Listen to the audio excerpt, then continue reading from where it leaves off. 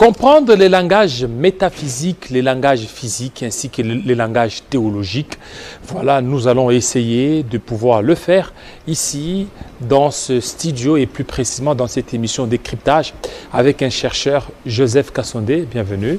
Merci. Voilà, la toute dernière émission a laissé beaucoup de gens sur leur soif, beaucoup de réactions, surtout par rapport à la théorie du tout, parce que vous êtes un défenseur de cette théorie, l'auditif, les visuels, et beaucoup de gens voulaient aussi connaître beaucoup plus la suite et aussi les 8 sens, selon vous.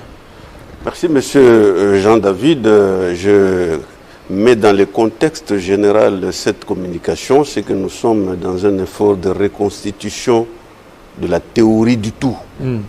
Et comme vous le dites si bien, la théorie du tout, c'est la somme des connaissances du monde physique, monde théologique et monde métaphysique. C'est ce qui constitue la théorie du tout. Et comme vous avez au milieu la théologie, nous sommes là aussi pour essayer de dévoiler la face de Dieu. Parce que si Dieu était la science, il n'y avait aucune raison qu'il puisse demeurer invisible à tout point de vue. Il peut demeurer invisible sur le plan métaphysique, mais pas du tout sur le plan physique. Parce qu'il vous a dit que faisons l'homme à notre image. Je ne sais pas comment est-ce que les exégèses comme vous interprétez une telle parole. Quand il vous dit faisons l'homme à notre image, ça veut dire quoi? Il a une tête comme nous, ok? Il a un tronc comme nous et il a des membres comme nous, ok?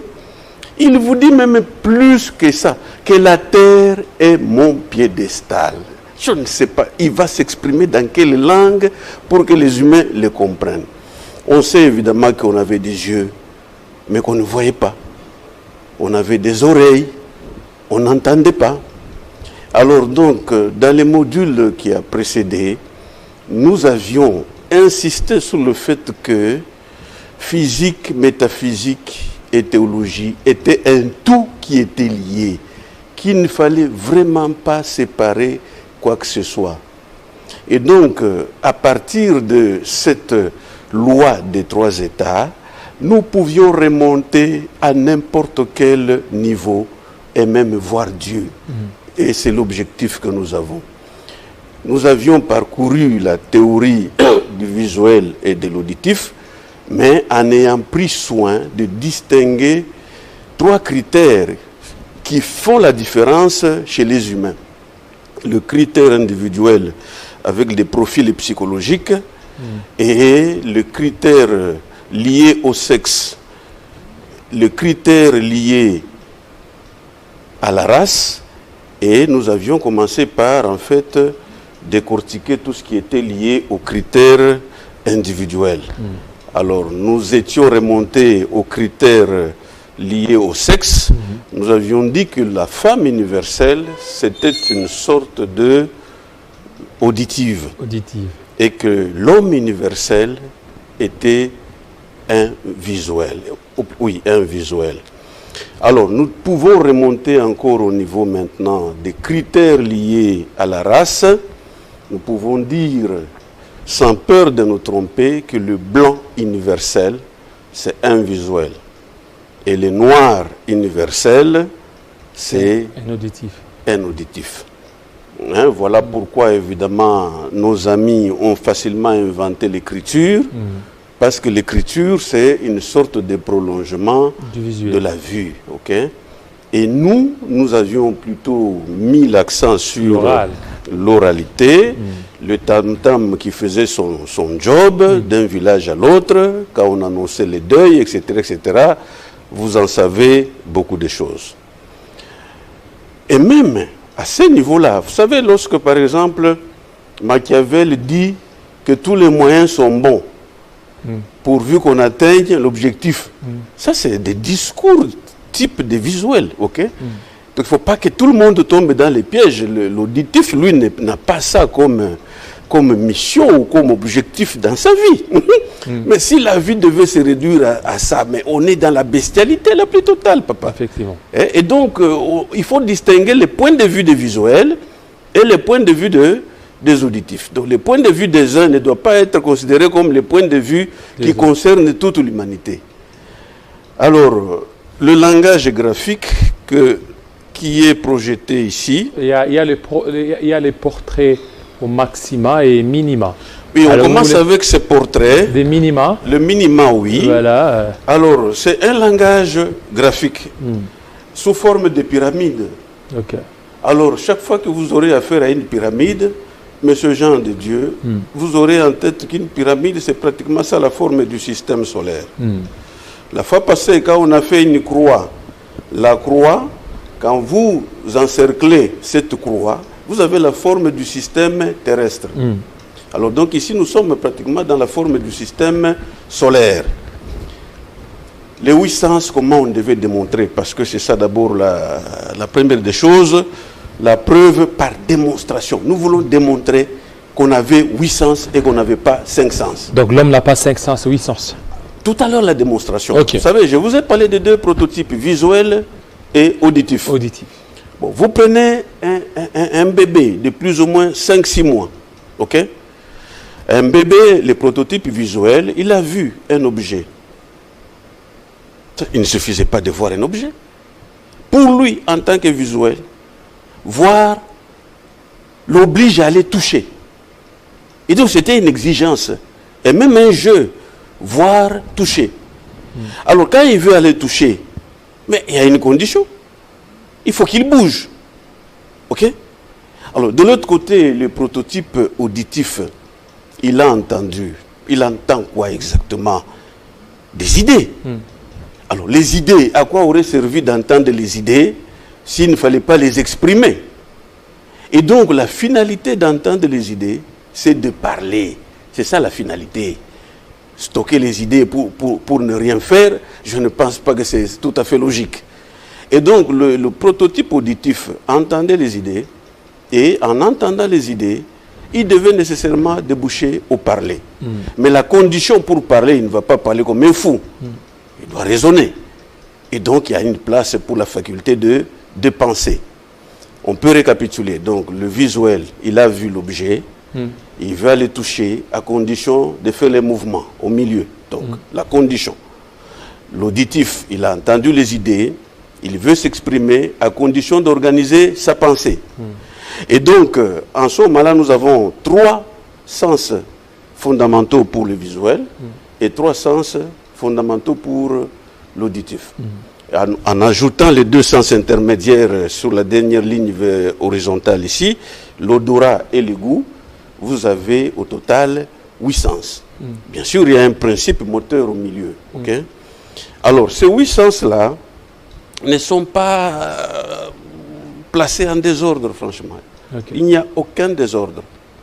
D'abord, il y a des lois. Nous pouvons dégager les lois à partir de ces 8 sens. Allez-y. La première des lois, c'est l'extériorité et l'intériorité. Tous les sens du visuel sont tournés vers l'extérieur. Vous vérifiez. Tous les la sens. vue, Oui.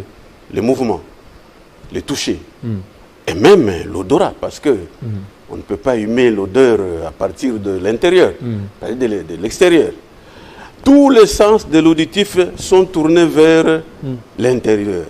L'ouïe, vous avez la pensée, le langage, et même le goût. C'est une première loi. Alors, vous avez aussi les lois de la récapitulation. La loi de la récapitulation, c'est que tous les sens sont donc, un sens et dans chacun des autres sciences. Parce que quand on a vu, la vue déjà, c'est les mouvements. Okay. La vue déjà, c'est pratiquement les toucher. Et donc, il y a une récapitulation de tous ces sens en un seul. Vous avez la loi de la contrariété. Vous savez, la vue et l'ouïe, comme je le dis dans l'équation, le visuel voit ce qu'il entend et l'auditif, en fait, entend ce qu'il voit. Et donc, c'est corrélatif, vue et oui sont en corrélation. Les mouvements et la pensée sont en corrélation, les touchés et le langage sont en corrélation. Donc c'est une loi de contrariété, ok? Et vous avez la loi d'intermédiarité. Vous voyez ce qui est au milieu là, hein? C'est beaucoup d'énergie par rapport aux autres sens. Donc les mouvements, le principe moteur et la pensée, c'est ça les moteurs même, en fait, de tous les sens. Ces lois-là que je viens d'évoquer, elles sont inversement proportionnelles dans les modes physiques. Ce sont ces 4 lois fondamentales dont vous aviez entendu parler. Vous avez l'électromagnétisme, vous avez l'interaction forte, l'interaction faible, et vous avez pratiquement la gravitation. C'est exactement, mais c'est inversement proportionnel, parce que je vous dis que physique et métaphysique cheminent aussi en corrélation. Alors, nous avons les logiques, monsieur Jean-David. Regardez, la vue et l'ouïe, c'est la logique des 2. Ok, la logique des 2. Des 2, oui. 2 chiffres 2. 2 comme chiffre, oui. Ok, la logique des 2. Mouvement, principe moteur et pensée, c'est la logique des 3. Toucher, odorat, goût, 4. Et la logique des 4. Ok. Vous voyez, quand vous chantiez, quand vous étiez encore choriste, les tempos étaient U2, U2. Ou bien U2, 3, U2, 3. Ou bien U2, 3, 4, 1.3. Pas de logique de 5, pas de 6. Et ces logiques-là ont une fonction. La logique des 2, c'est une fonction de légifération. De légifération. Exactement. Dieu aurait créé le monde uniquement avec 2. 0 et 1. Les chiffres binaires. Ok? C'est la légifération. C'est pour ça que vous avez 2 chambres dans tous les parlements du monde, habituellement. 2 chambres, effectivement. Parce que c'est pour légiférer. 2, c'est la légifération. L'homme et la femme, c'est pour légiférer. Légiférer les enfants. Exactement.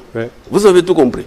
Alors, au niveau de la logique de 3, c'est une logique d'exécution. Le pouvoir exécutif. Oui, le pouvoir exécutif. Vous savez, même vous, quand vous voulez mettre au monde, vous savez ce que vous utilisez. C'est 3 choses. Oui. Je m'excuse, peut-être que ça peut froisser, je ne sais pas, les téléspectateurs, mais vous utilisez les spermatozoïdes qui doit aller pourchasser un ovule qui a été libéré par qui? Par un ovaire. 3 choses pour exécuter. Vous avez déjà fait attention sur la route, les avenues, la circulation. Les policiers, souvent, ils sont postés à 3. Il y a un qui a la capacité, un œil très vigilant pour voir qui peut être en infraction, le mouvement. Un autre qui a beaucoup de biceps, si vous résistez, il va vous maîtriser. Et un troisième qui, lui, utilise le cerveau pour savoir si on peut continuer à traquer quelqu'un ou à abandonner la partie. Alors, la logique des 4, elle est là. C'est une logique de régulation. La justice. Vous savez pourquoi les animaux ne pêchent pas? Pourquoi? Mais parce qu'eux, ils ont les 4 pattes, 4 pattes. Sur terre. Mais nous, nous pêchons parce qu'en ayant les 2, les déséquilibres peuvent s'en suivre. Ok? Et donc, dans cette logique des 4, c'est là que quand j'ai dit qu'on doit créer des religions ou monter des églises, pourquoi? Parce que tout ce qui est né ici c'est une dimension terrestre. La logique des 4, c'est la dimension terrestre. Tout ce qui est né ici s'affiche en 4. Alors, donc, les messages prophétiques, il y en avait 4, Monsieur Jean-David. Lesquels? Le premier, celui de Bouddha, qui vous dit que pour vaincre les péchés, mais tuons les désirs. Les désirs. Et effectivement, si on tuait les désirs, Monsieur Jean, de Dieu, mais il n'y aurait pas de péché. Il n'a pas menti, c'est un message véridique et un message éternel. Le deuxième qui est venu avec un message prophétique, c'est Jésus, effectivement. Et lui dit que non, aimons-nous seulement les uns les autres, mes chers amis. Donc ça, c'est un message de la force de cohésion. Le troisième, c'est Mahomet qui a amené le message. Mettons l'énergie au service de Dieu. Vous savez, on tabasse votre papa sur la route et vous l'enfant, vous passez. Vous faites quoi? Vous le laissez se faire tabasser? Même pas. Vous intervenez. Ah, c'est ça le message de l'islam, s'il vous plaît. Alors, le dernier message, c'est nous qui l'amenons avec la fonction des idées, que chassons l'ignorance, tout simplement, hein, et nous allons nous affranchir du péché. Mais alors aujourd'hui, tout ce qu'on peut savoir, les messages doivent être à 4. Vous n'allez pas travailler avec un seul message. Et donc nous voulons faire une église qui puisse réunir tous les 4 messages. Une église de tous les 4 messages. Exactement. Le bouddhisme, ça le christianisme, l'islam. La plus universelle possible, oui. La plus universelle. Oui, oui, la plus universelle possible. Sinon, vous êtes infirme, tel que vous évoluez aujourd'hui. Vous êtes infirme. Alors, donc, nous avions à justifier aussi certaines équations que nous avons vues la fois passée.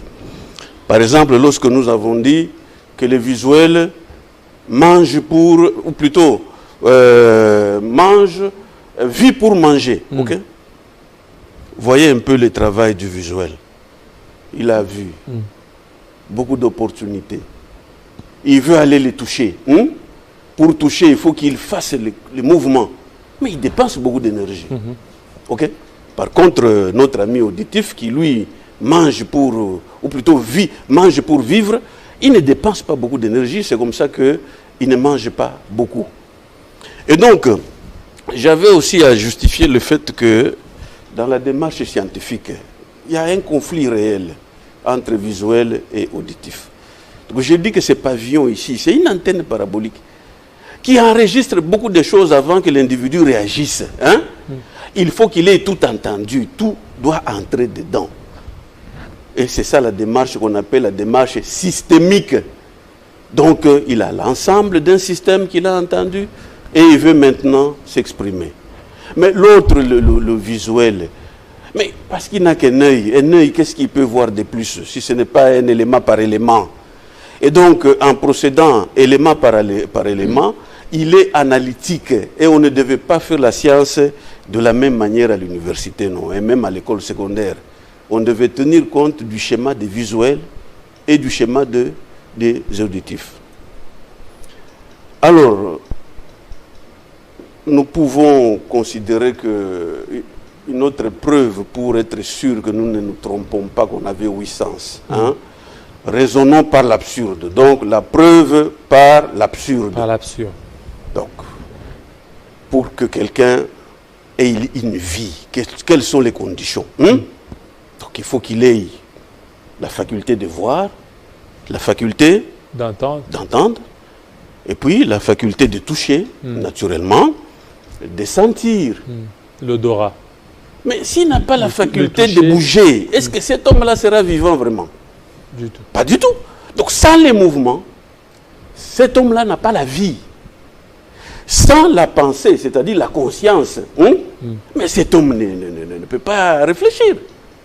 Et encore que cet homme de 5 sens-là, il ne parlait même pas.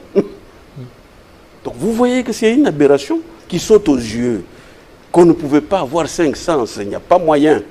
Par contre, avec les 8 sens, une autre preuve par comparaison ou par analogie, ok? Nous prenons les planètes du système solaire. Il y a deux groupes de planètes, les planètes telluriques et les planètes idéiques. De l'autre côté, on appelle ça les planètes gazeuses ou géantes. Alors, il y en a combien? 4 planètes telluriques et 4 planètes idéiques. Sur le système solaire qui nous gouverne, nous sommes gouvernés par ce système solaire-là. Et donc, quand vous épluchez cette astronomie, vous trouvez qu'on a 4 planètes telluriques à gauche et 4 planètes idéiques à droite. Donc aujourd'hui, je vous confirme, sans peur, que chaque planète, c'est un code de ces idées dont nous parlons. Une planète comme Mercure qui vous véhicule la vue. Okay? La vue. La vue. Mercure. Vénus vous véhicule les mouvements. Vous savez, Vénus, c'est qu'elle fabrique là en haut. Les scientifiques trouvent que c'est un mystère. Ils n'en reviennent pas. Vénus, il avance comme ça, cette planète. tout en faisant un mouvement rétrograde, comme ça. Il avance. Vénus. Vénus. Le mouvement. Alors les scientifiques n'arrivent pas à expliquer pourquoi Vénus s'amuse à faire ces jeux-là. Alors nous ici c'est simple à comprendre parce que les mouvements, il est connecté à la pensée. La pensée c'est quoi? C'est un mouvement avant et un mouvement arrière. C'est ça la pensée, c'est ce que Vénus est en train de faire. Et donc, vous avez la Terre, les touchés. La Terre c'est les touchés. Mars c'est l'odorat. Vous avez de l'autre côté les planètes idéiques. Jupiter, c'est l'ouïe. Saturne, c'est la pensée. Neptune, c'est le langage. Et Uranus, c'est le goût. Alors, vous avez aussi une autre donnée, les lobes cervicaux dans votre cerveau. Vous avez deux systèmes de cerveau dans le système cérébral. Le cerveau gauche et le cerveau droit. De part et d'autre, monsieur Jean de Dieu, vous avez 4 lobes à gauche et 4 lobes à droite. De la même manière, donc, chaque lobe prend en compte un code de sens biologique. Nous avons aussi les nucléotides de l'ADN. Dans les noyaux de l'ADN, on a 8 nucléotides, dont 4 pour le sucre et 4 pour le phosphore. Vous aviez appris ça, l'adénine, la thymine, la guanine, hein? Donc 4 de part et d'autre. Et donc en décodant ces nucléotides-là, vous comprenez que tout ce qui communiquait, c'était voir, entendre, bouger et raisonner, toucher et s'exprimer. Donc il n'y a que ça, il n'y a pas autre chose. Et nous pouvons aussi parcourir les arts classiques. Vous voyez par exemple la vue, c'est de l'architecture, pure et simple. Le mouvement, c'est la peinture. Le toucher, c'est la sculpture. L'ouïe, c'est la musique. La pensée, c'est la littérature. Le langage, c'est la danse. L'odorat, c'est le cinéma d'action. Le goût, c'est le cinéma de passion. Vous voyez comment est-ce que tout répond sur ces tableaux-là. Ce tableau ici, nous pouvons convenir de l'appeler comme le référentiel universel des idées. Les portraits au maxima. Tous ces tableaux que vous voyez là-bas, c'est un référentiel universel des idées. À l'opposé de celui que vous avez appris du côté physique. Les tableaux périodiques des éléments.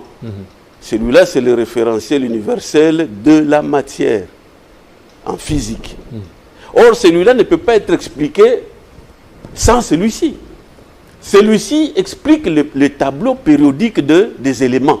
Vous voyez qu'il y avait 8 colonnes. Donc, vous devinez qu'il y avait des colonnes qui étaient propres à la vue. Donc, des éléments qui communiquent la vue.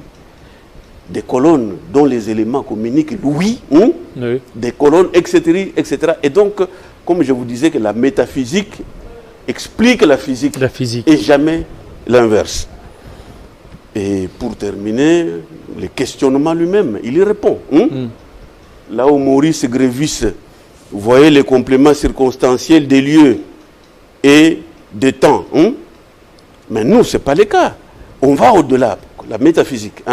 Derrière le questionnement, où et quand, derrière ce questionnement, il y a le principe de structuration dont la nature exige que vous puissiez structurer, dire que c'est à quel niveau. Vous ne dites pas au médecin que j'ai mal partout. Il faut dire là où vous avez mal. Mais parce que vous avez 3 parties. Mais dites que c'est au niveau de la tête, du tronc ou des membres.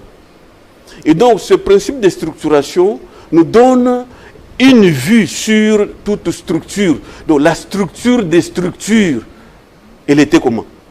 Avec 3 parties. Partie supérieure, partie intermédiaire et partie inférieure ou fondamentale. C'est ça la structure des structures. Et donc, maintenant, quand vous posez la question qui est quoi? Qui est quoi? C'est pour chercher l'identité. Or, on connaît qu'il y a 3 identités. Le soi, c'est une identité. Autrui, c'est une identité. Et l'absolu. On se réfère à l'absolu, à autrui et à soi-même. Et quand vous posez la question comment et pourquoi, eh bien, en ce moment-là, nous sommes dans les fonctions de légifération, les fonctions d'exécution et les fonctions de régulation avec Montesquieu. La séparation de pouvoir. Exactement. C'est comme ça que nous appelons la matrice de conformité de connaissances. Pourquoi? Parce que les premiers tableaux que je vous ai donné, les éléments fondamentaux, hein, vous avez vu qu'il y avait le langage physique, le langage théologique et le langage métaphysique. Juste là, c'est l'autre tableau. C'est-à-dire qu'il y a un tableau qui était dans l'autre émission de cryptage. L'autre tableau, si peut-être vous pouvez nous retrouver et nous les balancer. Voilà. Vous expliquez là. Oui. Si, moi, je vous recommande de faire la science de cette manière-là. Oui. Pour que vous ne soyez pas des éternels infirmes. Okay. Les tableaux de la science. C'est bien. Oui, vous prenez voilà, au même moment. Très intelligent. Au même moment, le regard physique, au même moment, le regard théologique et au même moment, le regard métaphysique. Quand vous amputez seulement un seul de ces éléments-là, terminé, vous n'avez pas de science. Vous avez une bribe de science, ou plutôt une science incomplète. Okay? C'est ce qu'on a eu jusqu'à ce jour-ci. C'est des sciences incomplètes. Alors, avec ces éléments ici, nous pouvons nous permettre, si on peut nous retourner le tableau là. Ok, juste là, retourne-nous le 2. Voilà, c'est celui-ci? Oui. Ok. Alors, donc, nous cheminons maintenant vers la découverte du portrait de Dieu. Portrait de Dieu. Oui, faites attention maintenant. Nous nous acheminons vers le portrait de Dieu. Mais puisque nous savons que, sur le plan structurel, nous avons 3 parties. Oui. Une partie supérieure, une partie intermédiaire et une partie fondamentale. Puisque nous savons aussi que nous avons 3 identités, le soi, l'autrui et l'absolu. Puisque nous savons aussi que chaque partie a une fonction. La partie supérieure, la fonction, c'est de légiférer. La partie intermédiaire, la fonction, c'est d'exécuter. Et la partie fondamentale, la fonction, c'est de réguler. Okay? Eh bien, quand nous cherchons maintenant les fonctions des fonctions, mais où est-ce qu'on va aller chercher ça, monsieur Jean-David? Je vous ai prévenu qu'on avait 2 sortes d'univers. Un univers désordonné et un univers qui était complètement ordonné. L'univers ordonné, c'est celui-là qui se trouve dans le système solaire. On n'en a pas 2. Il n'y a pas autre chose qui soit organisée autour de nous, à part le système solaire. Et donc, si on avait imaginé, en recoupant les paroles de Dieu, que la terre est mon piédestal, qu'on ne peut pas imaginer que la terre ici, ce sont les membres de ces dieux fils. On ne peut pas vraiment imaginer ça. La terre ça serait encore compliqué. Oui. Parce que même en physique, on sait, les savants ont démontré que les continents s'est déplacé. Okay? Ils appellent ça la dérive des continents. Mais il y a quelqu'un qui se déplace comment?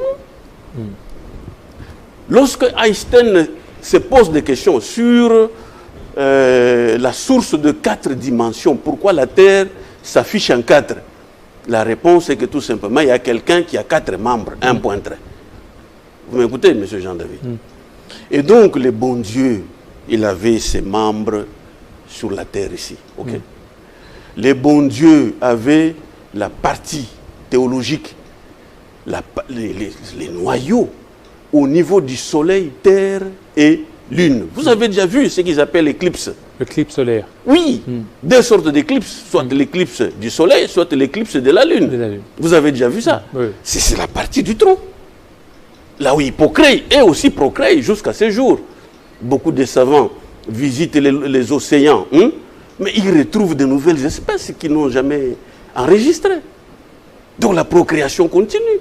D'ailleurs, ce phénomène s'appelle copulation, M. Jean-David. Copulation. Ça s'appelle copulation. Et parce que la Lune et les soleils... Exactement. Voilà. Donc ils sont dans un système. Et il ne nous reste plus qu'à démontrer où est la tête. Je vous le dis, la tête, 4 planètes à gauche et 4 planètes à droite. Comme nous avons 4 lobes et 4 lobes de l'autre côté. Okay? Et donc, ce portrait de Dieu-là, il est exactement ce que nous sommes, parce que comme il avait dit, créons l'homme à notre image. Hein? Nous sommes identiques au système solaire. Le système solaire est identique au bon Dieu. Les dieux pères avec le système cérébral où il y a 4 lobes à gauche et 4 lobes à droite. Le système nucléaire avec le soleil, lune, terre et le système des 4 membres. C'est pour ça que nous avons ça, parce que vous voyez, vous avez 4 ici. Hein? Ça n'a pas été du tout fait au hasard. Alors, parce que nous courons avec le temps, n'est-ce pas? Et la question que nous devions nous poser, c'était que, qui sommes-nous? D'où venons-nous? Mais où allons-nous? Et où allons-nous? Ok? Les réponses sont les suivantes. Nous sommes dans le système cérébral du Dieu Terre. Vous savez, les forêts que vous voyez, ce sont des neurones. En fait, le paradis dont parlaient les bons dieux, c'est ça le paradis, nous sommes là. Ok? Par rapport à la Terre, nous sommes au-dessus. C'est ça le principe de transcendance. Nous transcendons la réalité de la Terre. Nous sommes au-dessus dans son cerveau. Et pourquoi on nous a mis dedans, dans le cerveau du Dieu Père? Mais parce qu'il fallait nettoyer en fait le cerveau quand il y a trop de végétation. Hein? Quand c'est touffu, la communication ne passe pas. Et alors nous étions là pour élaguer. Au départ, ce n'est pas nous. On a créé les herbivores avant nous. Hein? Mais les herbivores pouvaient décimer toute la flore. Et on a créé les carnivores pour essayer d'équilibrer du côté herbivore. Et nous, finalement, on devait venir mettre de l'ordre chez tout le monde. C'est ce qu'on n'a pas fait, malheureusement. Les animaux ont fait mieux leur job que nous, les humains, s'il vous plaît. On a failli à notre mission. Donc, d'où nous venons? Nous venons, nous, de l'ovule Terre. Je vous ai dit que les éclipses, il y en a 2. Soit c'est l'éclipse du soleil, soit c'est l'éclipse de lune. Notre ovule qui nous a produit, nous les nègres, c'est l'ovule Terre. C'est pour ça que nous sommes noirs. Okay? C'est bien les explications physiques de pigmentation. Hein? La physique donne les comment. Hein? La métaphysique vous donne les pourquoi. Nous sommes noirs parce que nous sommes issus de l'ovule Terre. Nos amis sont blancs parce qu'ils sont issus de l'ovule Lune. La Lune, c'est l'astre le plus brillant après le Soleil. Vous savez, ça change tout, toutes les anthropologies, les sociologies. Vous n'allez pas faire l'immersion pour ça, non. On doit seulement comprendre qu'écoutez, le nègre est collectiviste parce que son ovule est Terre. Terre est liée, donc il n'y a pas moyen de fragmenter, parce que quand vous fragmentez, ça crée une cassure et c'est une douleur même quand vous cherchez à voyager. Même si c'est dans votre intérêt, tout le monde commence à pleurer. C'est ça, les codes.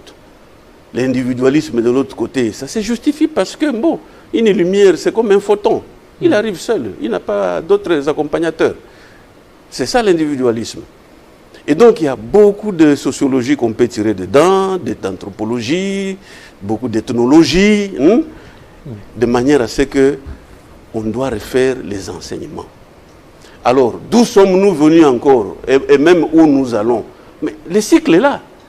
Physique, théologie et métaphysique. C'est un cycle, non?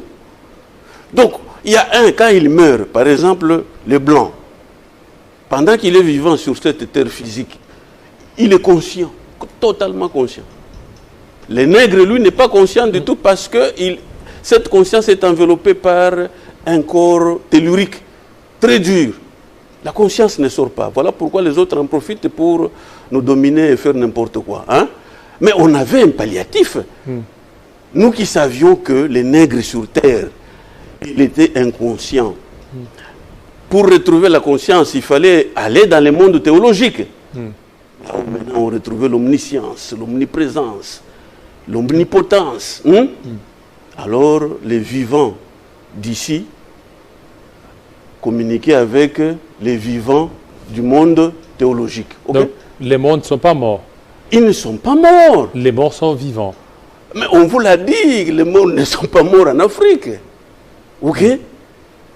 Et c'est cette continuation de ce monde physique et théologique qui permettait à l'Africain de jouir et de progresser. Malheureusement, on est venu couper ce pont-là, et c'est comme ça que le nègre est maintenant... Alors, où allons-nous maintenant pour terminer? Où allons-nous? Où allons-nous? C'est que le schéma est là. Quand nous venons de la physique et que nous allons du côté théologique, après les théologiques, on va chez les métaphysiques. C'est là où il y a le corps, l'esprit et l'âme, non? Donc vous devinez que l'âme se trouve dans les métaphysiques, l'esprit se trouve dans les théologiques et le corps se trouve dans le physique. Vous perdez le corps physique, vous avez l'esprit théologique. Quand vous le perdrez, parce que lui aussi il s'épuise, vous rentrerez à cette âme métaphysique qui, elle, ne périt jamais. Voilà, monsieur Jean-Baptiste. C'est fini. Voilà, merci beaucoup. C'est vraiment très, très scientifique. Vous avez suivi. J'insiste encore, pas d'éloge ou d'initiation. Non, non, pas du tout. Pas du tout. S'il y a les gens qui sont là-bas, qui ne comprennent pas, alors pour aussi vous avoir votre numéro pour terminer, votre numéro de contact. Bon, donc 085 82 84 591 et 09 926 40 808 pour le RTL. Voilà, consommez sans modération cette émission et beaucoup plus avec un esprit très apaisé. Restez branchés sur Télé 50. À très bientôt.